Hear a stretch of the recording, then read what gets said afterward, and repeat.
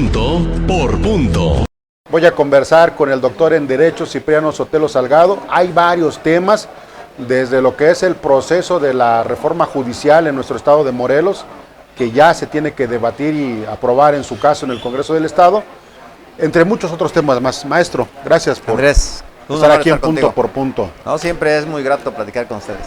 Oiga, pues la reforma judicial a nivel nacional avanza entre tumbos, entre cuestionamientos, entre muchas cosas. Esta semana está en Cuernavaca, ya en lo que es un acto de franco proselitismo, Loretta Ortiz, ministra de la Suprema Corte, que pues va a ir a la boleta. Viene el análisis en el Congreso. Ustedes como abogados fueron al Congreso a decir, hay que revisar bien la reforma judicial local. Es cierto, la verdad de las cosas es que ya hay una reforma en nuestra Constitución Nacional, así que las constituciones estatales les dieron un plazo en un transitorio para que a más tardar el 15 de marzo de este año adecúen su constitución local. Aquí no hay más que adecuarla. Cuando la gobernadora de Morelos remite al Congreso del Estado la iniciativa, se hizo pública y eso creo que es bueno, democrático, transparente. Pudimos allegarnos del documento y le encontramos algunas inconsistencias. Podemos permanecer pasivos como abogados y dejar que transcurra, o por lo menos advertir cuáles serían las consecuencias futuristas. Eso hicimos, un grupo de abogados que tenemos coincidencia en tratar de trabajar y mejorar las condiciones. ¿Qué es lo que quieren ustedes que el Congreso revise antes del 15 de marzo? Hay 8 puntos muy importantes, entre los que te puedo decir son los siguientes. A nivel nacional, la reforma disminuye de 11 a 9 ministros su papel. En Morelos hay 21 magistrados y entonces en la reforma se pretende que se disminuya a 9 magistrados. No es la misma realidad. Los magistrados tienen otra función, tienen otra carga laboral. 21 ministros traen un rezago impresionante de trabajo. Imagínate 9. 21 magistrados, pero sí hay quienes dicen son muchos. Habría que trabajar con 15, 16, 17, como estaba antes, en 17. Fue un invento crear nuevas plazas. ¿Usted qué cree? Nosotros que estamos en los tribunales, que percibimos la realidad, yo creo que 15, 16 magistrados serían buenos siempre y cuando sean salas unitarias. ¿Para qué preciso esto? Hoy todas las salas son colegiadas. 3 magistrados. Conocen de un caso, lo propone el ponente, se lo remite a otro, lo analiza, se lo remite al otro y resuelven por unanimidad o mayoría. Eso que te acabo de decir en un segundo se convierte en plazo 1 mes, 2 meses. Si las salas son unitarias, le llega al magistrado y él solito resuelve y él solito da su veredicto. Eso agiliza creo la justicia, que vendría a agilizarla si fueran salas unitarias. 15 salas unitarias y ya no ocuparíamos 21 magistrados, sino solo 15. A ver, ya tocamos 2 puntos de las inquietudes de los abogados.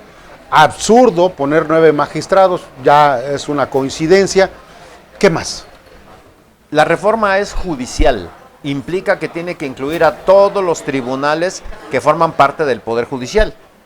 Recordemos que vivimos en un sistema tripartito, ejecutivo, legislativo y judicial. Todos los tribunales vienen considerados, pero no se incluyó al Tribunal de Justicia Administrativa en la reforma.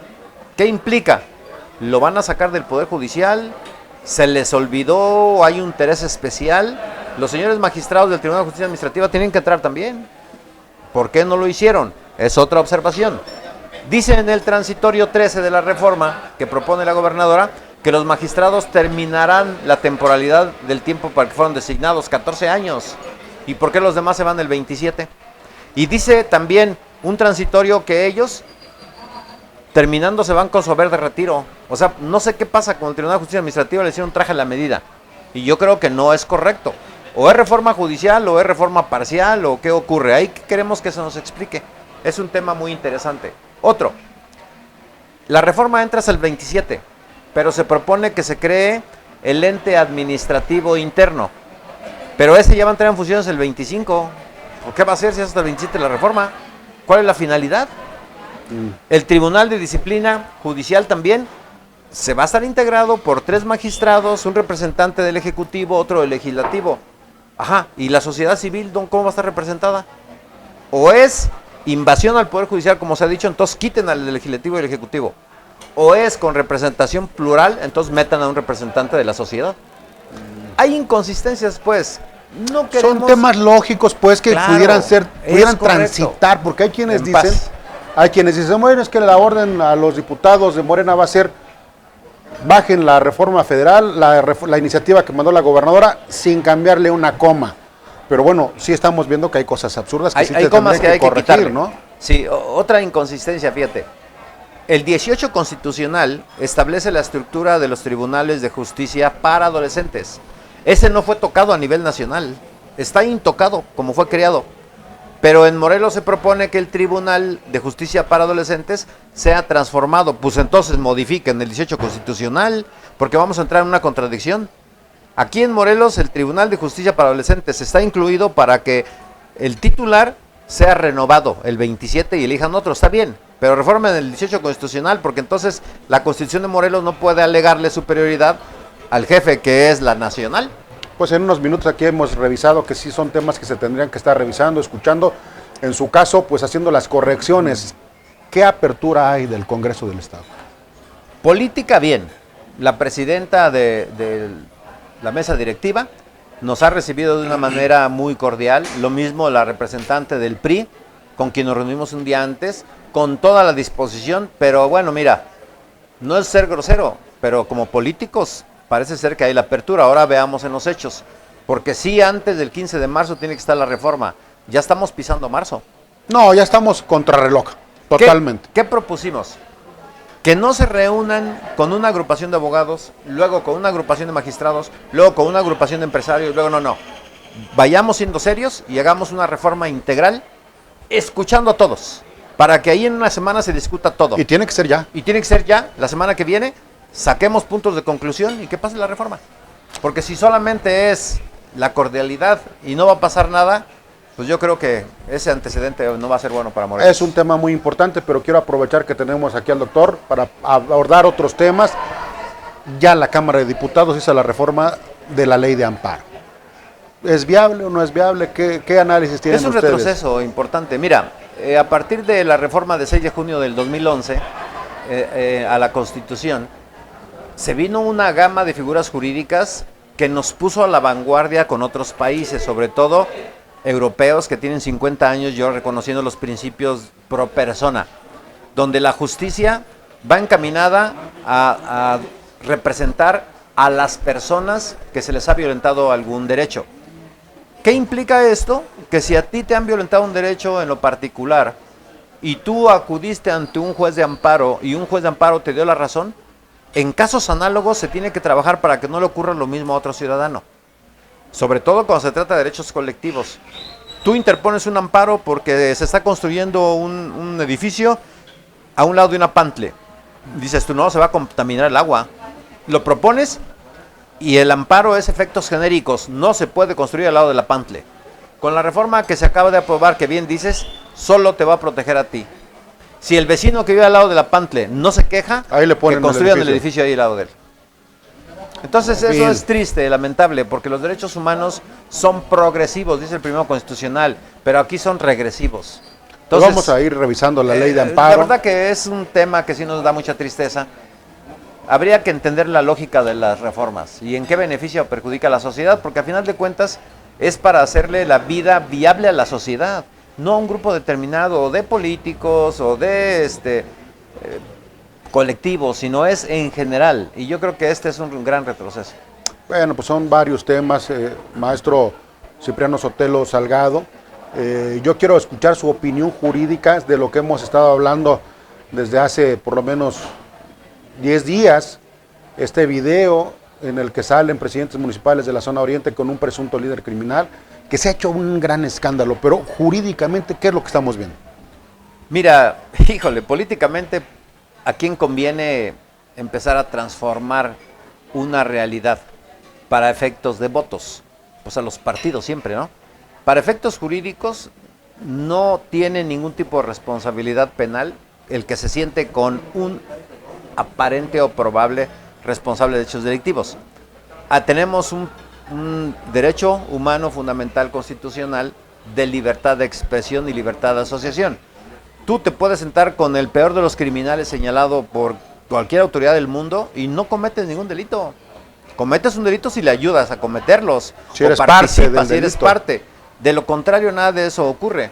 Por eso, lo que pasó en Cuautla, yo no sé si hay algo más atrás o si exista alguna asociación, alguna delincuencia organizada, pero de entrada, estar con alguien tomando un café, aunque sea el peor de los delincuentes, no te tiene a ti que representar absolutamente nada. No cometieron los señores en ese momento ningún delito por el simple hecho de estar sentados con él. Si después cometieron delitos o antes, ese es otro cantar. Pero al momento, fijo, en ese instante, no Pues tiene no. sanción alguna penal. Pues este tema ha sido de juego y rejuego político, y en lo jurídico veremos si hay o no hay acción. Cambiando de tema, esta semana se fractura en la Cámara de Diputados, en la Baja y en la Alta Morena, por la famosa reforma contra el nepotismo, contra la reelección. Supuestamente no hay una mayoría que camina para todo menos para esto. para este tipo de cosas, maestro. ¿Cuál es su lectura? Sí, mira, en una percepción, como analista jurídico-político, yo creo que es un desafío a la presidenta. Es un desafío porque la presidenta, que es de su mismo partido, lanza una propuesta y debe entenderse que hay una indicación. Y no podemos bajo ningún pretexto decir, es que uno de los partidos de la alianza no quiso. No estoy pidiendo su anuencia. Como si quisieron para el paquete de reformas que ha operado ya desde que llegaron al cargo. Entonces, si el presidente decide algo, su partido y sus aliados son los primeros en apoyarlo. Me da un mensaje, insisto, en lo particular, de que la presidenta no está teniendo el liderazgo que se necesita. Necesita poner orden, porque el día de mañana muchos otros la van a desobedecer y eso implica pues que no hay un... Se ve una presidenta débil políticamente. Por supuesto que se ve. En tiempos del expresidente esto no hubiera ocurrido nunca, o de otros presidentes incluso. Yo creo que no le cae bien a nadie el hecho de que no se consense previamente una reforma. Si la presidenta en todo caso no tenía el consenso, pues no debió haberla lanzado. Se reúne con todos y decirle, señores, va esto y quiero que pase, porque ahorita públicamente le están faltando el respeto y eso no conviene a nadie. Si un legislador le falta respeto internamente, ¿qué no va a ser un presidente de otro país? Eso en nada ayuda a México. No, pues las lecturas son negativas porque pues volvemos a los tiempos de los clanes de Morena, de Zacatecas, de Guerrero, de San Luis Potosí, imponiéndose a una presunta voluntad de la presidenta. Pues es como en los tiempos de la Edad Media, ya en el Imperio Británico, que el rey podía hacer todo menos lo que no quisieran los clanes. Por Y algo desde es hace el muchísimos presidente años, o ¿no? el rey, ¿no?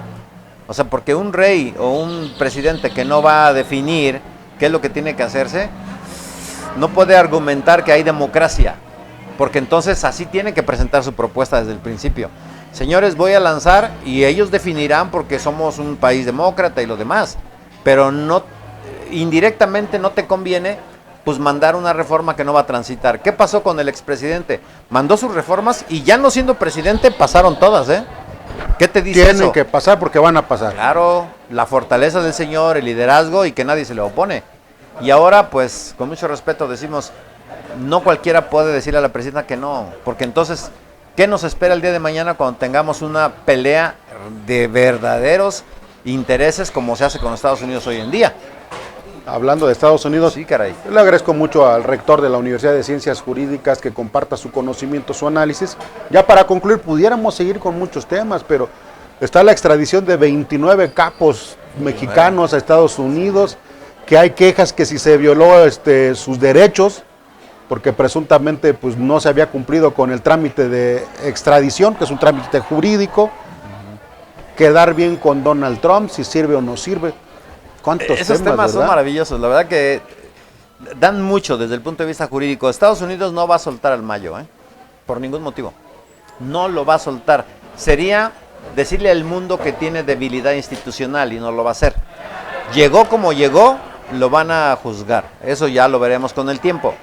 La presidenta creo que está demostrando una buena disposición con el presidente de Estados Unidos y le manda todo lo que le piden. Ahora le mandó 29 sujetos señalados por la institución estadounidense de que necesitan ser repatriados o necesitan ser enviados para que paguen allá los delitos que se les estarán juzgando, y es un acto de buena voluntad. Hoy la amenaza de los aranceles tiene a México muy preocupado. Yo creo que es un tema que se tiene que ver aparte, pero no podemos ser rehenes de los estadounidenses. Tenemos que colaborar, pero no solamente cuando nos lo pidan, es una colaboración constante y en reciprocidad también decirle, necesito que ustedes me ayuden en eso, ¿no? Porque se tiene que pensar en cómo se vive mejor en aquel país y en este. No debemos estar peleados, sino debemos colaborar, pero por supuesto toda la vida. No porque llegó aquel señor y al anterior no le dimos nada, o porque estaba otro presidente que tenía problemas con políticos. Tenemos que caminar de la mano. Somos seres humanos, aunque seamos de color diferente, los que recibimos los beneficios o los perjuicios de nuestros presidentes o presidentas. Maestro Cipriano Sotelo, muchísimas gracias por esta disposición para charlar con la audiencia de Punto por Punto. ¿Algún tema que quiera conversar para finalizar esta conversación? Nada más comentarte que vimos con mucho agrado la designación que hizo el fiscal local de Morelos con la llegada de dos funcionarios, creo yo que de lo mejorcito en la experiencia que tenemos. Fernando Blumenthal tiene mucha experiencia en materia de procuración y justicia, no es un cuate que sacó de la calle, tiene muchos años y siempre ha demostrado esa apertura. Yo creo que le cae bien a la gente por su sapiencia, pero además por el trato, y es lo que le faltaba a la institución. Leonel Díaz Ragel siempre ha sido muy vertical, serio, llega a un área donde tiene que visualizar que todo el personal de la fiscalía haga su chamba y si no, lo sancione. De veras que yo creo que es la mejor designación que se ha hecho en lo que va del sexenio en instituciones internas. El fiscal es un hombre joven, pero lo veo con mucho ánimo, ojalá y las cosas se den, porque si le va bien a la fiscalía, le va bien a todo Morelos. Bueno, tocó un tema importantísimo, la coordinación que ya hay, que ya se ve, en seguridad, en procuración, en municipios. Cuernavaca, decía José Luis Uriostegui, toda la fuerza de Cuernavaca a las órdenes del Estado para ir cumpliendo las metas. En fin, mucho podríamos seguir conversando, pero pues el tiempo se acaba. Vámonos.